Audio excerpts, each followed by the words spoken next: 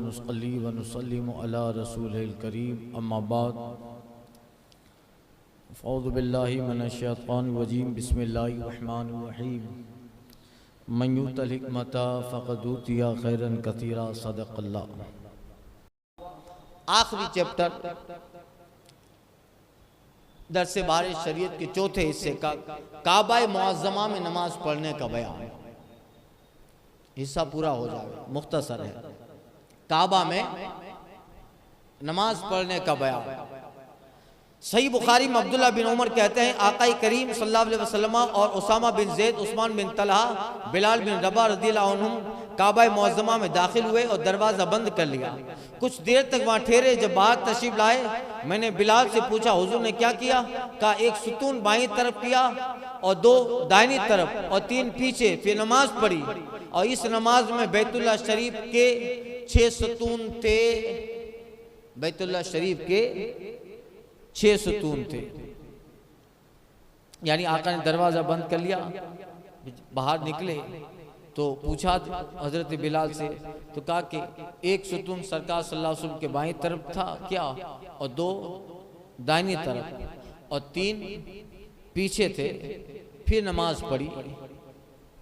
और इस जमाने में बैतुल्लाह शरीफ के 6 सतून थे अंदर। मसला काबा के अंदर हर नमाज जायज़ है, फर्ज हो या नफल, तना पढ़ी या जमात, अगरचे इमाम का रुख और तरफ हो और मुक्तदी का। और इमाम किधर भी रुख करे, काबा के अंदर जब नमाज पढ़े इमाम इधर रुख करे, मुक्तदी इधर चलेगा। इमाम का किधर और चेहरा हो, मुक्तदी का किसी काबे के अंदर पड़े तब। मगर जबकि मुक्तदी की पुश्त इमाम के सामने हो, मुक्तदी की पुश्त इमाम के सामने हो तो मुक्तदी की नमाज ना होगी। अगर मुक्तदी का मुंह इमाम के सामने है, दोनों आमने सामने नमाज पढ़ेंगे, इमाम मुक्तदी, नमाज हो जाएगी काबे के अंदर।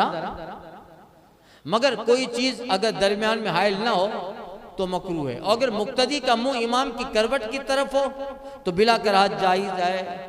मसला काबे की छत पे नमाज पढ़ी, जब भी यही सूरतें, मगर उसकी छत पे नमाज पढ़ना मकरूह है। काबे की छत पे नमाज पढ़ी तो किधर भी चेहरा करे, या काबे के अंदर नमाज पढ़ी तो किधर भी पढ़े, मगर काबे की छत पे बिला जरूरत शरैया नमाज पढ़ना मकरूह है। अब जरूरत शरैया क्या होगी? काबे की छत पर है, नीचे आएगा उतने में वक्त खत्म होने का अंदेशा है, या बहुत सारी सूरतें बन सकती है।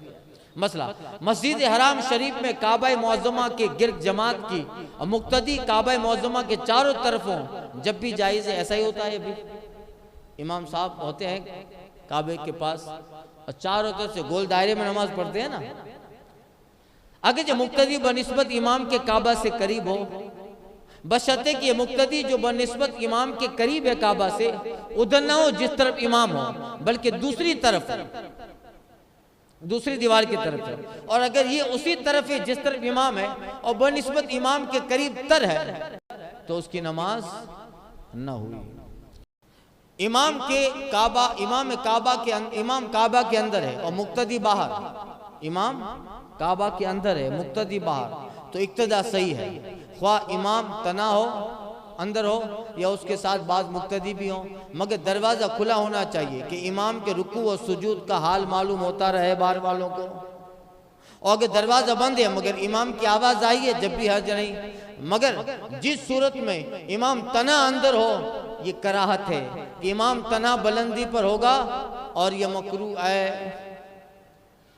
कि काबा के अंदर तो वो अंदर जो ज़मीन है वो ऊपर की तरफ है और मुक्तदी बिल्कुल नीचे होंगे, ये मकरूह है।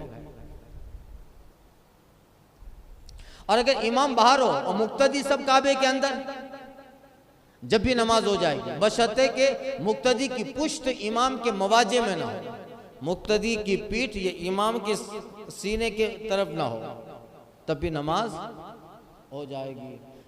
अब यहाँ से बाहरी शरीयत का चौथा हिस्सा मुकम्मल हुआ। कद तम्मा हादल जुज़ बिहम्दिल्लाहि ताला वलहुल हम्द। अव्वलम व आखिर वबा ज़ाहिरन व बातिना वस्सलातु वस्सलामु अला मन अरसलहु शाहिदन मुबश्शिरन व नज़ीरा व दाइयन इलल्लाहि बिइज़निही व सिराजन मुनीरा व आलिहि व सहाबी व इब्नि व हिज़्बी अजमईन इला यौमिद्दीन वल्हम्दुलिल्लाहि रब्बिल आलमीन अनल फ़क़ीर इलल गनी अबुल उला अमजद अली अल आदमी गुफ़िर लह व लिवालिदैहि आमीन।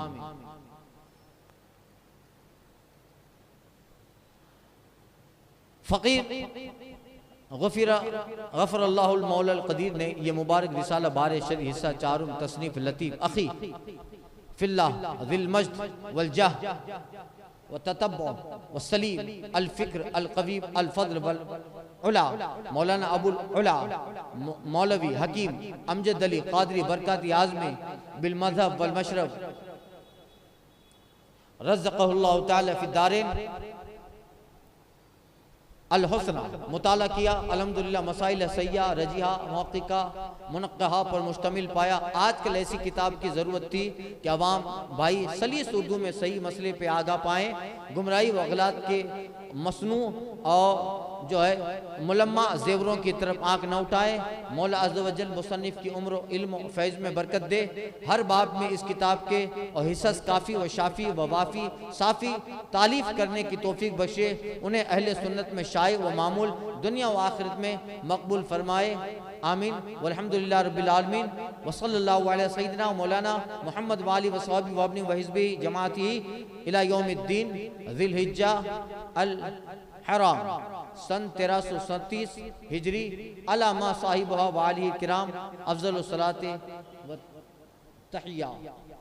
ये ख़त्म हुआ।